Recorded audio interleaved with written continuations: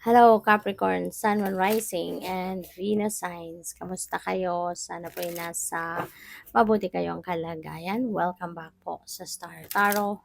At kung bago kayo rito, welcome din po kayo. Please subscribe, like, share my videos, and leave me a comment po kung nakaresonate kayo.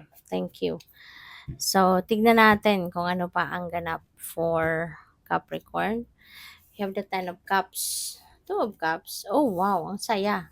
This is a time for happiness and joy. This is a time for celebration. Napakaganda.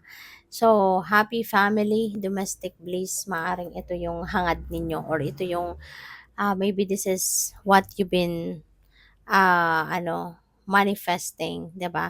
Na magkaroon kayo ng isang masayang pamilya, maging buo ang pamilya or kung hindi man buo dahil maaring kung saan-saan na napadpad no ang ibang other members of the family dahil sa trabaho or merong kanya-kanya ng pamilya. Pero 'di ba, ang isang masayang pamilya kahit magkakahiwalay dahil sa trabaho or may kanya-kanya ng pamilya eh masaya pa rin, 'di ba? Yung alam mo sa puso mo na na maganda ang inyong relationship no with each other sa pamilya.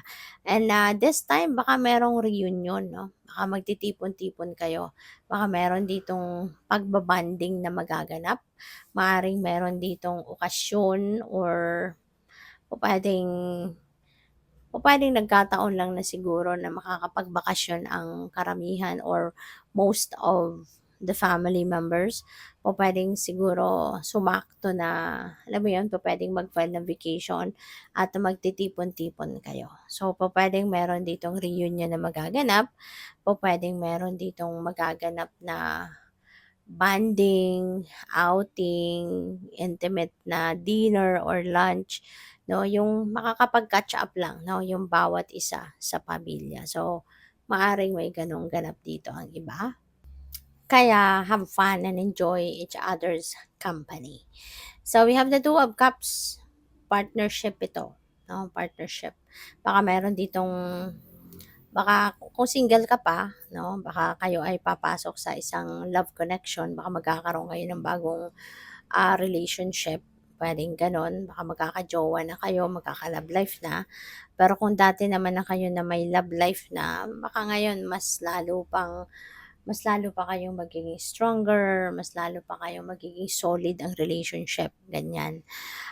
Possible din na baka kaibigan nito, na baka you will be able to meet someone new in your life, no, at baka mag-develop no yung pagkakakilalang ito into a beautiful friendship, no? So, pwedeng gano'n din ang ganap. Ang maganda rito kasi baka this is your soul family, this is your soul tribe, no?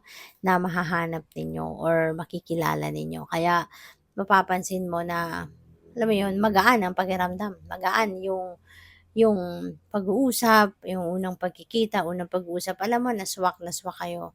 Kasi baka nga soulmate mo ito, no? So, we also have the Four of Wands. Four of Wands, this is a marriage card, no? Celebration, ganyan. Meron ditong tagumpay, successes. Kaya, po pwedeng isa yan sa dahilan, no? Ng ninyo, pagtitipon-tipon ng pamilya.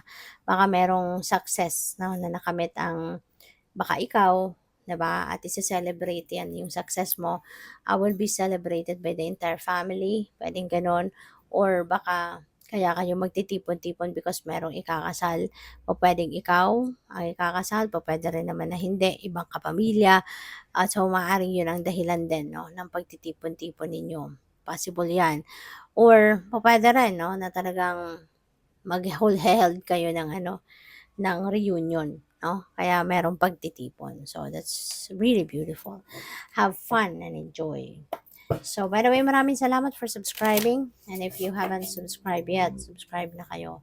And also, maraming salamat din for not skipping the ads. Malaking bagay po yan sa akin. Thank you. And also, please click the join button sa baba ng video kung gusto po ninyo na mag-join sa membership. So, we have opportunity. Yan, Capricorn. So, ang ganda. Ang ganda ng opportunity na to. This could be anything. This could be related to opportunity to have a stable relationship, 'di ba? Kasi number 4 ito, and that is about stability, foundation, no? So, baka ang iba talaga sa inyo magsisimula ng isang pamilya na mag-aasawa na, parang, no? So, since we also have, happy family dito, pupuwede na may opportunity kayo, 'di ba, na magkaroon ngayon ng isang solidong pundasyon, 'no, para sa inyong excuse me po, sa inyong relationship, you know. This could also be an opportunity para magkaroon kayo ng, solidong source of income, 'di ba? Pupuwedeng ano 'yan, pupuwedeng trabaho, pupuwedeng, bagong pagkakakitaan, 'di ba? Pupuwedeng career opportunity 'yan. So, puwedeng gano'n. Kaya congrats and good luck. So, we have Me Talks, repairing the body, mind, and spirit. Time din ito, Capricorn, for you to relax, 'di ba? Mag-detox kayo, spend time by yourself, spend time alone. Maaaring time din ito ngayon para kayo'y magmuni-muni, magnilay-nilay, mag-meditate, mag-prayer mode, mag-relax, 'di ba? Kailangan ninyong bumawi sa inyong katawan, okay? Kasi masipag din kayo, eh, katulad kayo ni Virgo na very workaholic din kayo, perfectionist perfectionist din kayo.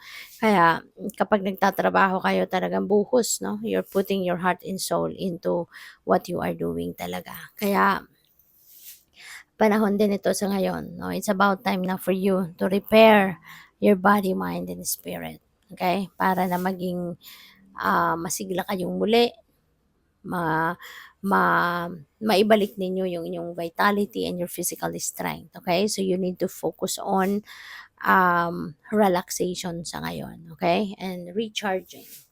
So what else? We have number 55, we have, bold step forward, okay? Meron ditong, magbubukas na bagong opportunity sa inyo. And this could be something, no, na baka this will require you to come out of your comfort zone. Kaya kailangan ninyo rito ng bold step.